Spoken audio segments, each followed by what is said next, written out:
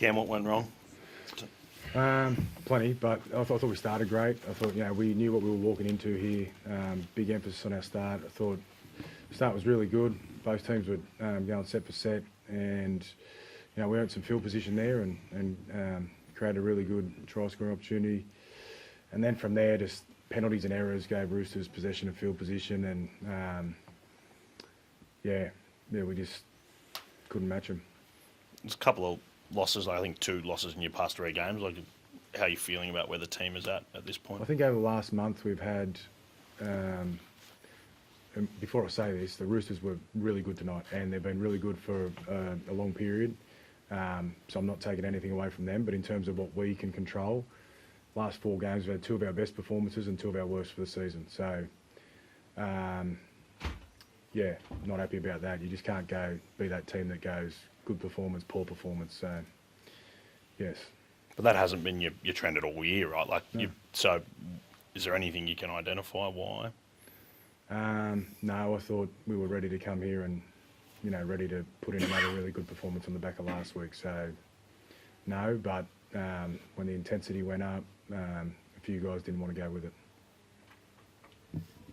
Did it feel that way out there physically? And I guess in the middle, did they get the better of you in that, what Ciro says there, the intensity and the physical battle? I think like Coach said, we knew how physical it was going to be at the start, and I feel like we matched that. And then kind of after we scored, we kind of went away from that, and errors, penalties. They're too good of a side to be gifting that much field position to and defending for that long. And we're a good defensive side, but when you gift that many ball, they're obviously going to have a lot of opportunities to ice it. And that was kind of the story of the night. Just errors and penalties definitely hurt us, and then not defending it off the back of it. Did that first 20 minutes feel like a semi-final type of intensity and speed? Yeah, we knew what we were going to walk into there, and their pack is as powerful as any other pack out there, and I feel like we did match it with them at the start there, and we kind of won that intensity battle at the start, and I feel like we just kind of lost our way after errors and penalties and kind of put us on the back foot a bit. So what are your confidence levels like that you can find that consistency again? Well, we've had it for 3/4 of the year. The last month has been disappointing, and I sort of blame myself there because we guys carrying niggles and that, and they just get through training instead of actually training, and I'm going to stop that. If you can't train, it sort of results in a performance like that. So we've got a deep squad. We've got a lot of good players that didn't play tonight. So if we don't want to prepare to win, then I'll put someone in that does want to prepare to win.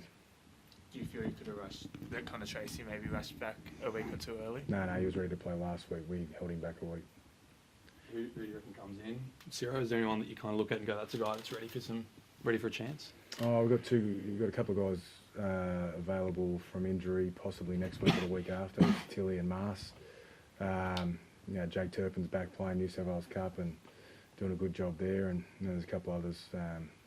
They play tomorrow, so they've got a good opportunity to show us they want to get themselves into the team.